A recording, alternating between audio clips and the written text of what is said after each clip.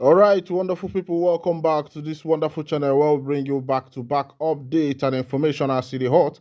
In case you have not joined our social media handle, what are you waiting for? Kindly go ahead and subscribe, like, comment, share, and also remember to on your notification button so that whenever our news drop, you will be the first to collect them. Let's go down to the news proper as City Hot. It don't shell for the Obodo. As a lot of people, they criticize Ogenkere as the APM of the indigenous people of Biafra. Of course, you know there has been a banter between Ogenkere and Ngozi Orabueze, and people are dragging the cases who is actually the real ADPM. But on this banter and all the things that have been going on so far, Ogenkere has chosen to be taking decisive steps to make sure that Biafran people becomes one of the best. I just saw an update now on X where Ogenkere was able to meet some US delegates in order for US to fully recognize Biafra as a nation. Let's go down to that particular information. I am not being biased in my judgment. I am not either judging whether Okenkere is the ADPM or whether Orabeze is the ADPM, but I'm actually giving you on facts of what is happening. I will also show you the side of Ngozi Arabeze, what she has been able to achieve so far. But I will call this what is called divided energy. Of course, the energy is divided, and I wish that Ogenkere and Ngozi Arabeze will come together as one and fuse this energy or integrate the energy in order to be able to achieve a better and greater goal for the people of Biafra. Let's go down to that information. Okay, Chukwunkere, the acting leadership of the Biafra Republic government in exile,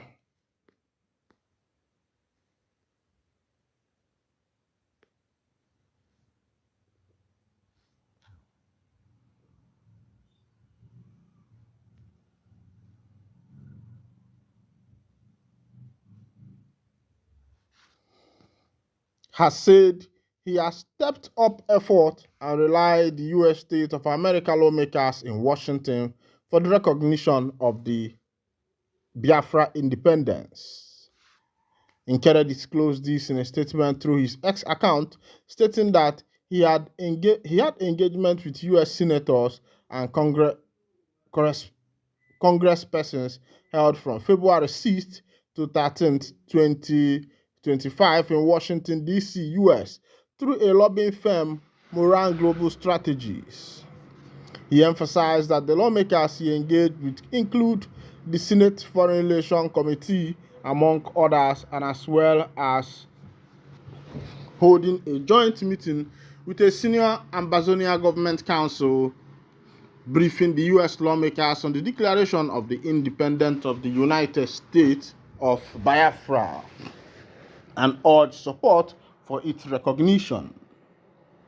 The BRIG, being the only legal entity recognized by U.S. Department of Justice for Biafra independence, has taken a significant diplomatic leap forward following a series of high-level engagement with U.S. senators and congresspersons in Washington, D.C.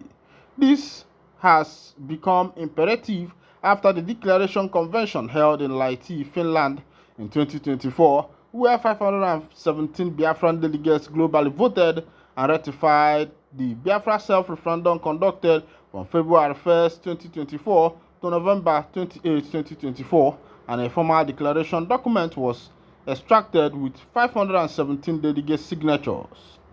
From February 6th to 13th, 2025, these meetings mark a crucial step in studying international support for Biafra independence and political and diplomatic recognition globally. During his meeting, APM Nkere had the opportunity to provide detailed information briefing to U.S. senators and congresspersons regarding the BRIG and the declared restoration of the United States of Biafra, and reasons why the U.S. should report Biafran independence recognition. The landmark engagement signal BRIG growing diplomatic influence and unwavering commitment to securing international recognition for the United States of Biafra. We remain resolute in the mission and look forward to continued direct engagement with senior U.S. officials. The statement reads, recall, in November 2024, BRGIE declared Biafra independence during a convention in Finland. At the same period, its Prime Minister Simon Ekpa was detained, the statement added. Alright, welcome back. This is coming from the handle of Ogechukwu, Mazi Ogechukwu Nkere, the ADPM of the indigenous people of Biafra, as he calls himself. But one thing that pains me so much is the banter between Oge and Ngozi Orabweze. How I wish that there is a fusion of these energies, and that would have been a lovely something. All right. Concerning what happened at Ibrahim Babangida's IBB's book launch, a lot of people have shown that there is money in this nation, and I wonder where all this money are coming from. But truly, there is actually money in Nigeria. Let's go to that information. Entitled A Journey of Service, President Bola Tinubu was the special guest of honor at the event, which was also the fundraising of IBB Presidential Library. While many donors choose not to publicly disclose their contribution to the project, Africa's richest man, Alhaji Aliko Dangote, donated 8 billion, which is to be paid at 2